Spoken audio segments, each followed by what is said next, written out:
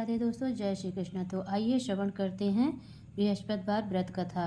बहुत समय पहले की बात है कि भारत में एक राजा राज्य करता था। वह अति प्रतापी दानी था। वह प्रतिदिन मंदिर में दर्शन करने जाता था और गुरु और ब्राह्मणों की सेवा किया करता था। उसके दरवाजे से कोई भी निराश होकर नहीं लौटता तथा वह प्रत्येक गुरुवार को व्रत रखता एवं पूजन करता था। हर एक दिन गरीबों की सहायता करता था, परंतु ये सब बातें उसकी रानी को अच्छी नहीं लगती। वह न व्रत करती और न किसी को दमड़ी तक दान में देती थी तथा राजा से ऐसे करने को मना किया करती थी। एक समय की बात है कि जब राजा शिकार खेलने वन को चले गए थे, महल में सिर्फ रानी और दासी थी। उस समय गुरु बृहस्पति साधु का रूप धारण कर राजा के दरवाजे पर भिक्षा मांगने गए। साधु ने रानी से भिक्षा मांगी तो वह कहने लगी, हे साधु महाराज, मैं इस दान पुण्य से तंग आ गई हूँ। इस काम के लिए तो मेरे पति देव ही बहुत हैं। अब आप ऐसी कृपा करें कि सारा धन नष्ट हो जाए तथा मैं आराम से रह सकूं। साधु का भेष रखे बृहस्पति देव ने कहा, हे देवी, तुम अति विचित्र हो। संतान और धन से कोई दुखी नहीं होता, सभी इसको चाहते हैं। पापी भी पुत्र और धन की इच्छा करता है। अगर तुम्हारे पास धन बहुत है तो भूखे मनुष्यों को भोजन कराओ, ब्राह्मणों को दान दो, प्याऊ लगवाओ, धर्मशालाएं बनवाओ, कुआं, तालाब, बड़ी बाग बगीचे आदि के निर्माण करवाओ और कुंवारी कन्याओं का विवाह कराओ, साथ ही यज्ञ करो। इस प्रकार के कर्मों से आपके कुल एवं आपका नाम परलोक में सार्थक हो एवं स्वर्ग की प्राप्ति होगी। किंतु वह मूर्ख रानी साधु की इन बातों से खुश न हुई। वह बोली, हे साधु महाराज, मुझे ऐसे संपत्ति की आवश्यकता नहीं जो मेरे काम न आए तथा जिसको मैं अन्य लोगों को दान दूं, जिसको रखने और संभालने में ही मेरा सारा समय नष्ट हो जाए। साधु ने रानी को समझाने का बहुत प्रयास किया, परंतु रानी अपनी बात पर अडिग रही। तब साधु ने कहा, हे देवी, यदि तुम्हारी ऐसी इच्छा है तो ऐसा मैं तुम्हें बताता हूँ, वैसा ही करना। बृहस्पतिवार के दिन घर गोबर से लीपना, अपने केसों को धोना, मिट्टी से धोना, केसों को धोते समय स्नान करना, राजा से कहना कि वह हजामत करवाए, भोजन में मांस मदिरा खाना, कपड़ा धोबी के यहाँ धुलने डालना। इस तरह 7 बृहस्पतिवार करने से तुम्हारा सब धन नष्ट हो जाएगा। ऐसा कहकर साधु रूपी बृहस्पति देव अंतर्ध्यान हो गए। रानी ने साधु के कहे अनुसार ही 7 बृहस्पतिवार वैसा ही करने का विचार किया। साधु के बताए अनुसार करते हुए उसे केवल 3 बृहस्पतिवार ही बीते थे कि उसका समस्त धन नष्ट हो गया। कहे अनुसार ही करने से भरपेट भोजन के लिए भी दोनों समय परिवार तरसने लगा तथा सांसारिक भोगों से दुखी रहने लगा। राजा रानी से कहने लगा, तुम यहाँ पर रहो, मैं दूसरे देश को जाऊं, क्योंकि यहाँ पर सूफी मनुष्य जानते हैं, इसीलिए मैं कोई कार्य भी नहीं कर सकता। देश चोरी परदेश भी बराबर है। ऐसा कहकर राजा परदेश चला गया। वहाँ जंगल जाता, जहाँ लकड़ी काट कर लाता और शहर में बेचकर अपनी दुखी जीवन को बड़ी कठिनता से व्यतीत करने लगा। राजा के जाने के पश्चात इधर उसके बिना रानी और दासी दुखी रहने लगे। किसी दिन भोजन मिलता, किसी दिन जल पीकर रह जाती।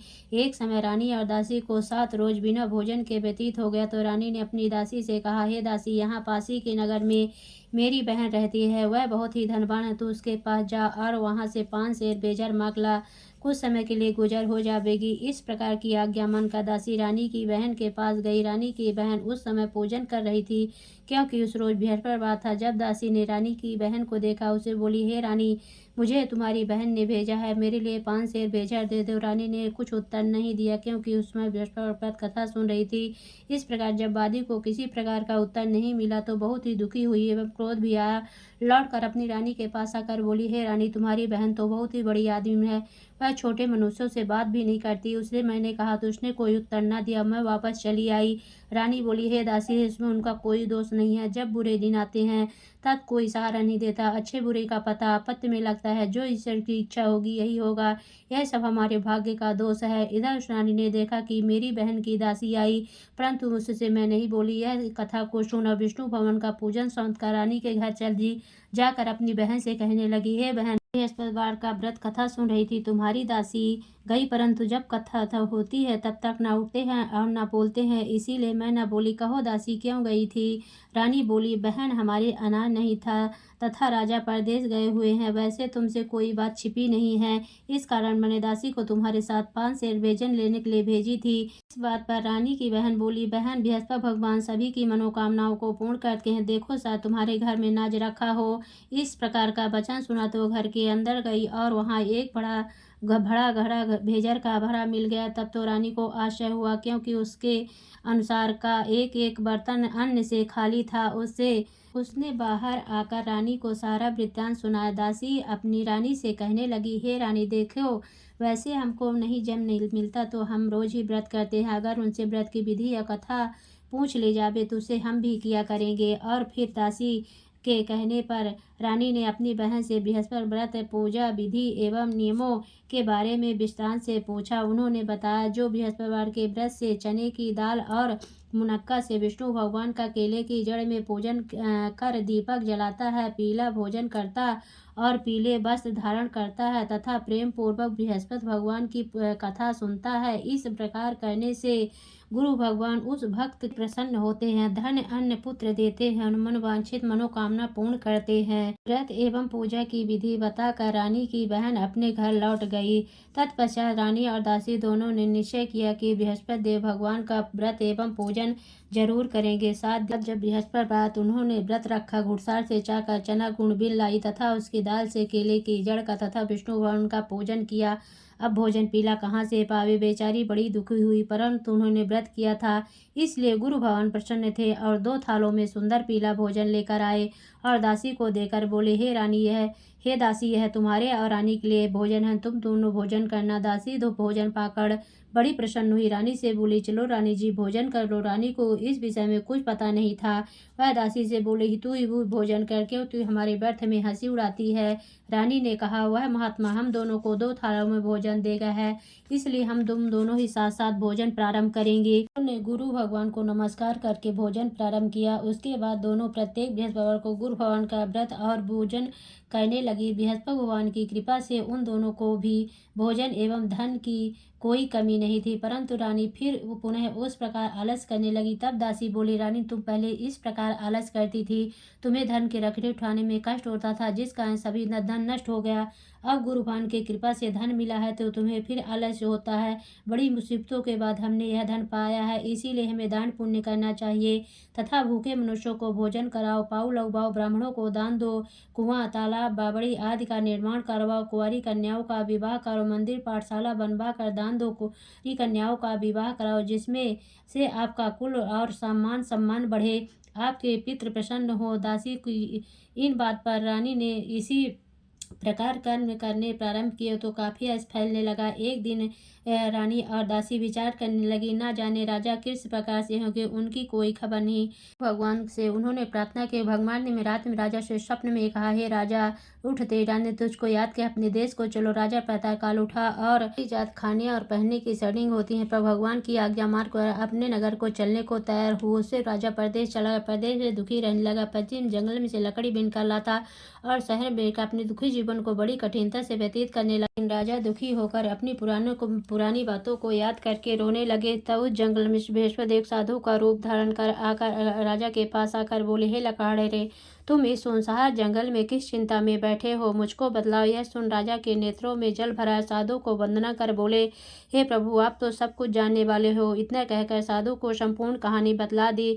साधु रूपी भगवान राजा से बोले, हे राजन, तुम्हारी पत्नी ने बृहस्पति के दिन बृहस्पति देव का अपमान किया था, जिस कारण तुम्हारी यह दशा हुई। अब तुम किसी प्रकार की चिंता मत करो, भगवान तुम्हें पहले से अधिक धनवान करेगा। देखो, तुम्हारी स्त्री ने बृहस्पति देव का व्रत प्रारंभ कर दिया है। तुम मेरा कहा मानकर बृहस्पतिवार व्रत करके चने की दाल गुड़ जल के लोटे में डालकर केला का पूजन करो और फिर कथा सुनो, तुम्हारी सब कामनाएं पूर्ण होंगी। साधु के वचन सुनकर राजा बोला, हे प्रभु, मुझे लकड़ी बेचकर इतना पैसा नहीं मिलता जिसने भोजन करने के उपरांत कुछ बचा सकूं। मैंने रात में अपनी रानी को व्याकुल देखा है, मेरे पास कुछ नहीं है जिससे उसकी खबर तो मंगा सकूं, और फिर मैं कौन सी कहानी कहूँ, यह मुझको कुछ भी मालूम नहीं है। जीन काल में एक ब्राह्मण था, बहुत ही निर्धन था, उसके कोई संतान न थी। उसकी स्त्री बड़ी मलिनता के साथ रहती, स्नान न करती, किसी देवता का पूजन पाठ न करती, सर्वप्रथम भोजन करती, बाद में अन्य कार्य करती थी। इससे ब्राह्मण देवता बड़े दुखी थे, बेचारे बहुत कुछ कहते किंतु उसका कोई परिणाम न निकला।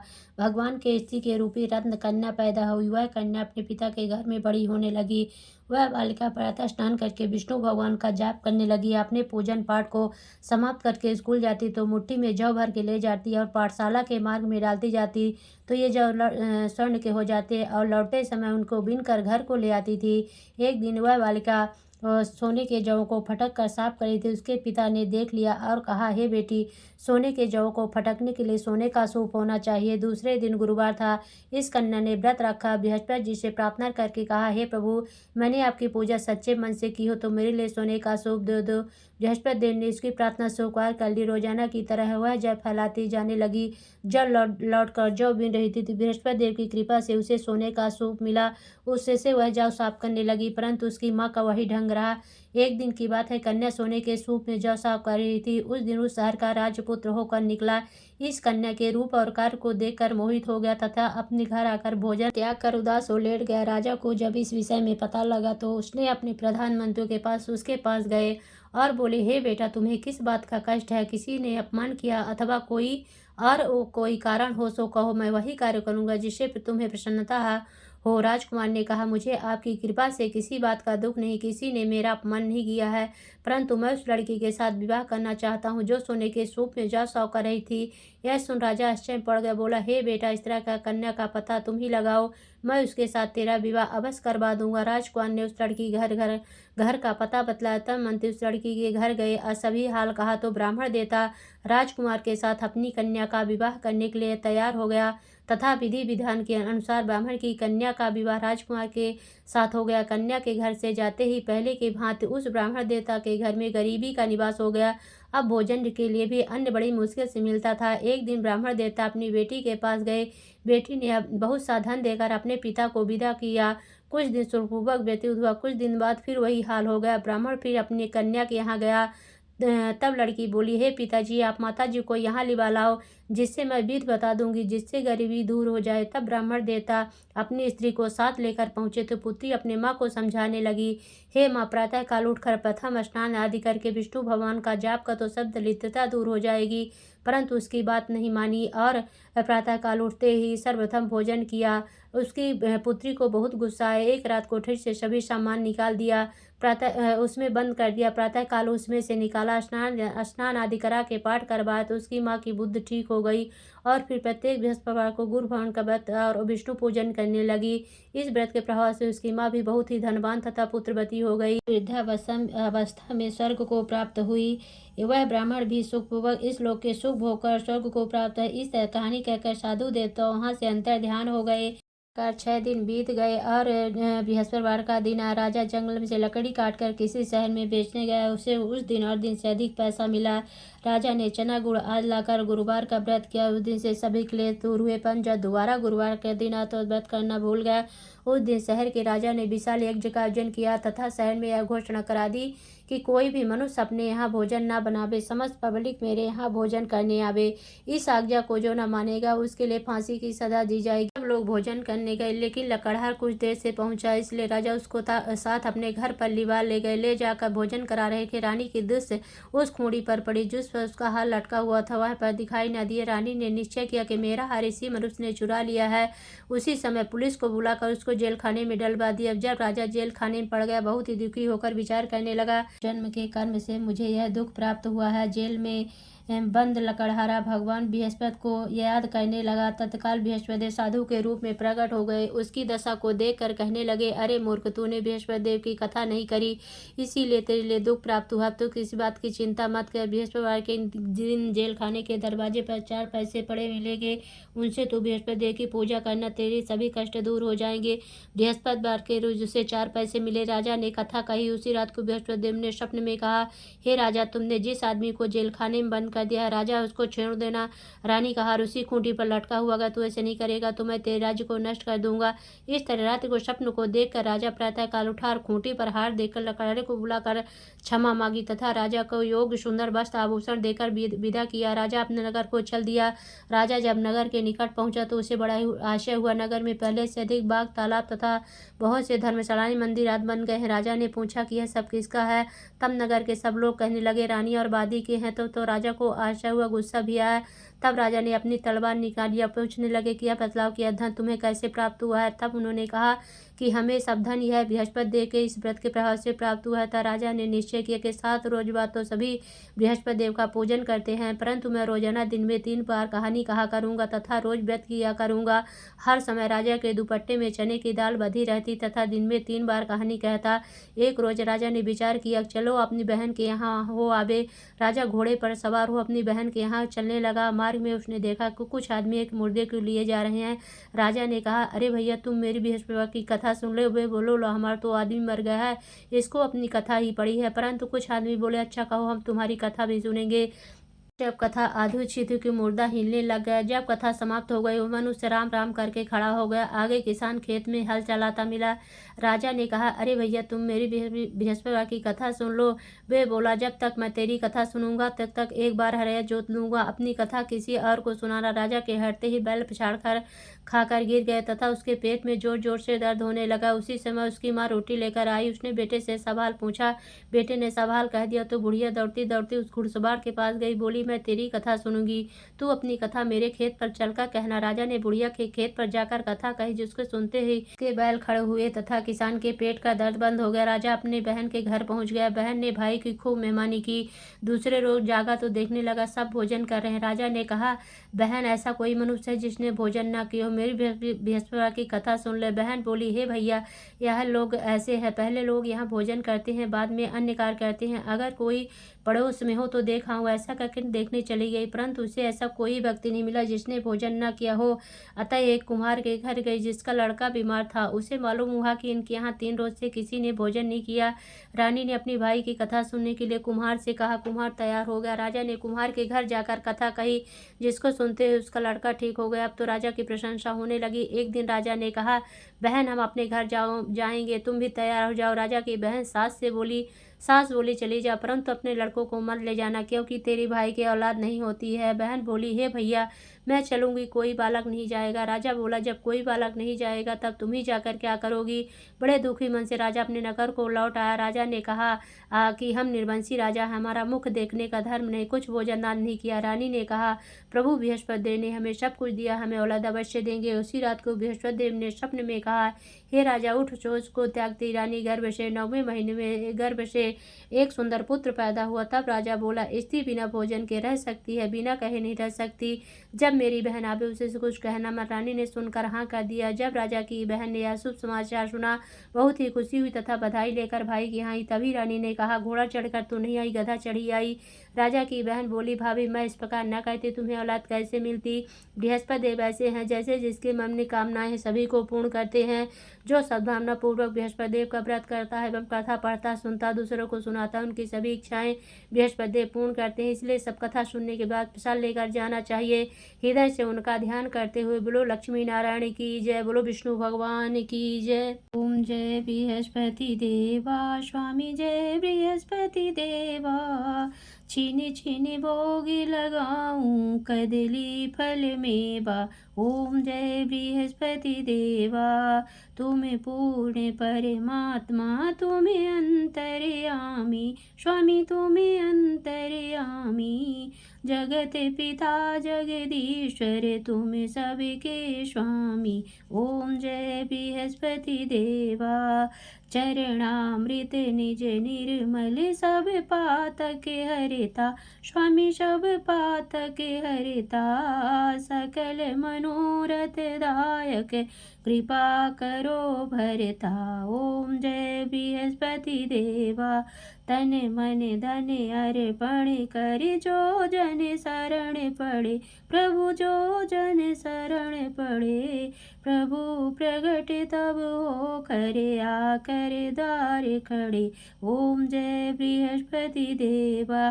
दीन दयाल दयानिधि, भक्तन हितकारी, पापे दोष सब हरिता भव बंधन हारी। ओम जय बृहस्पति देवा सकल मनोरथ दायक सब संशय तारो। विषय विकार मिटाओ संतन सुखकारी।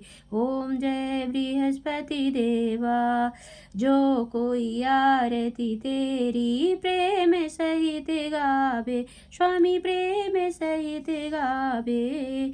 ज्येष्ठानंद बंद शो शो निश्चय पावे। ओम जय बृहस्पति देवा। बोलो विष्णु भगवान की जय।